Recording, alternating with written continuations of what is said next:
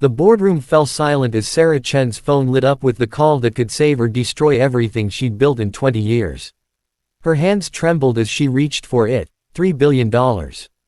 That's what hung in the balance. The Georgian Telecommunications Consortium had given her until 5 p.m. to finalize terms or they'd walk. Her company, Tech Vista Solutions, would collapse. 2,000 employees would lose their jobs. Her late father's legacy, the small software startup he'd founded in their garage, would become just another cautionary tale of Silicon Valley, ambition gone wrong. Miss Chen, the voice on the other end spoke in thickly accented English. This is Georgi Baridze representing the consortium. We have concerns. Sarah's stomach dropped. Mr. Baridze, I assure you we can address the contract translation. There are errors. Serious errors, cultural misunderstandings that my colleagues find insulting. Her blood ran cold. She'd hired the best translation service in San Francisco. They'd charged $50,000 for the Georgian language documents. How could this happen? I'm looking at it now, Georgi continued, his tone hardening. You've used phrases that are inappropriate, even offensive in our business culture. My partners are questioning whether you respect us at all. Please. Sarah's voice cracked. Give me 2 hours. I'll fix everything. Miss Chen, we are already with other companies. You have 1 hour, not a minute more. The line went dead. Sarah burst out of her office. Her Louboutins clicking frantically against the marble floor. Jennifer, get me that translation service on the phone now, and find someone, anyone who speaks Georgian. Her assistant's face went pale. They're closed for a company retreat. Won't be back until tomorrow. And Sarah, I've called every translation service in the Bay Area. No one can guarantee fluency in Georgian on this timeline. Sarah felt the walls closing in. 20 years gone, she thought of her father's weathered hands teaching. Heard a code at age 7, his eyes shining with dreams of what they'd build together. He'd died before seeing the company go public. Before seeing her prove that his little girl could run an empire. Now she was about to lose it all. She wandered down the hall in a daze. Her vision blurring with tears she refused to let fall. Not here. Not where her employees could see. She found herself in the empty West Wing, the section they rarely used anymore. And there, meticulously mopping the floor with quiet dignity, was Carlos, the night janitor she'd seen 1,000 times but never really noticed.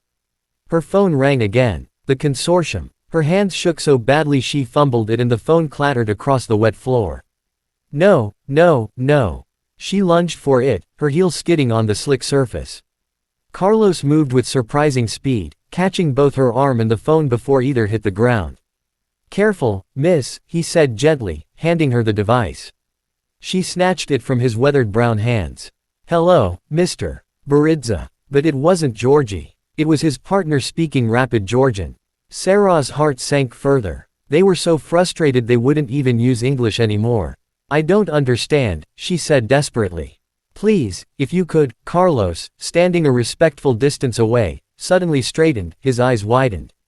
Miss, I can help, he began.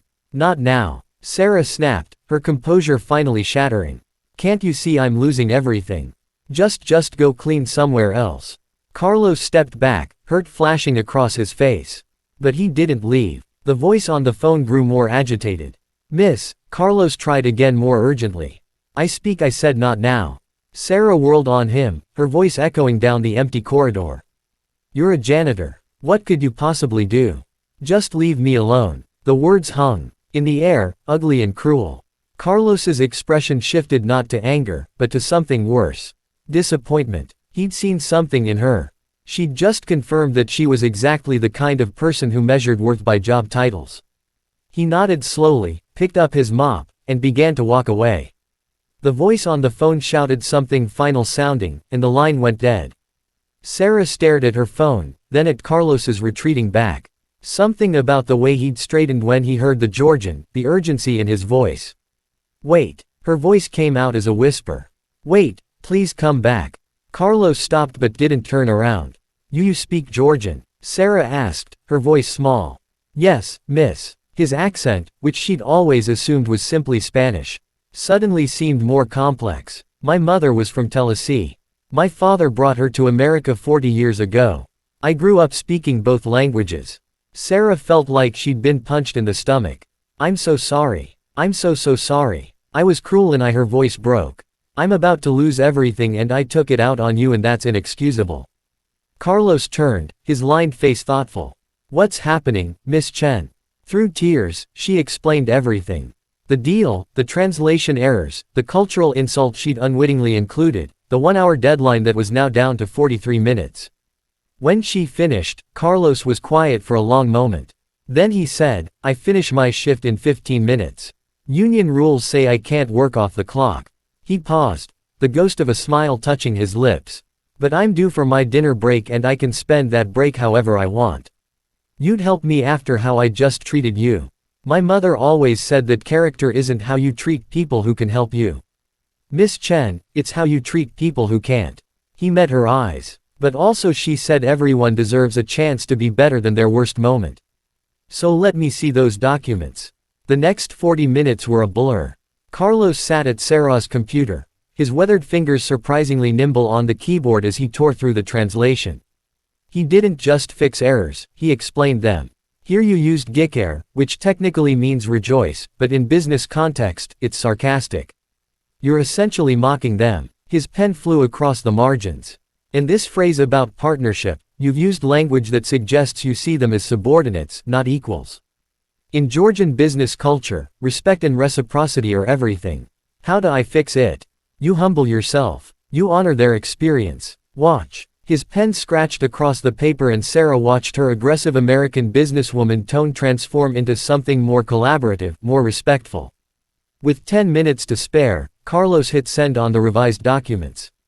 Then he picked up the phone and called Georgie himself. Sarah listened, barely breathing as Carlos spoke in flowing Georgian, his voice carrying a warmth and respect the original translation had utterly lacked.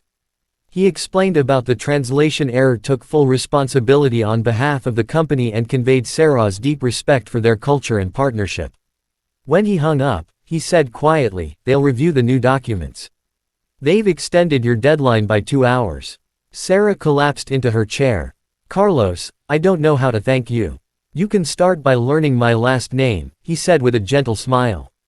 It's Lumisa, after my mother's family. 3 weeks later, the deal closed.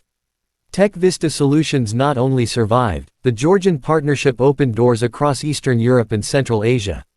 The company's value doubled. Sarah stood before her employees at the quarterly meeting and told them everything about her cruelty, her arrogance, and about Carlos Long, who now sat in the front row, wearing a new suit, but the same humble expression. I've made Carlos our Director of International Cultural Relations, Sarah announced, with full equity and a salary that reflects his true value to this company. Value that was always there, that I was just too blind to see. The applause was deafening, but Sarah noticed Carlos's eyes were wet. After the meeting, she asked him why. My whole life in America. People see the mop in my hands and think that's all I am, he said softly. My mother had a PhD in linguistics from Tbilisi State University. In America, she cleaned houses. She always told me, education is not in your hands, Carlos. It's in your heart and your head. Never be ashamed of honest work. But never let anyone make you ashamed of your knowledge either. Sarah felt tears streaming down her own face. I'm so sorry about your mother and I'm sorry she never got to use her gifts here, but Miss Chen, she did. She gave them to me and today finally someone saw them. He smiled. My mother always said that the smallest acts of respect can move mountains, or in this case close billion-dollar deals. Sarah laughed through her tears. Then she did something she should have done years ago. She really looked at Carlos, not as a janitor, not as a job title, but as a complete human being with a full life, a rich history, and gifts she'd been too arrogant to imagine. Would you teach me some Georgian? She asked. I want to speak to our partners in their language when I visit Tbilisi next month.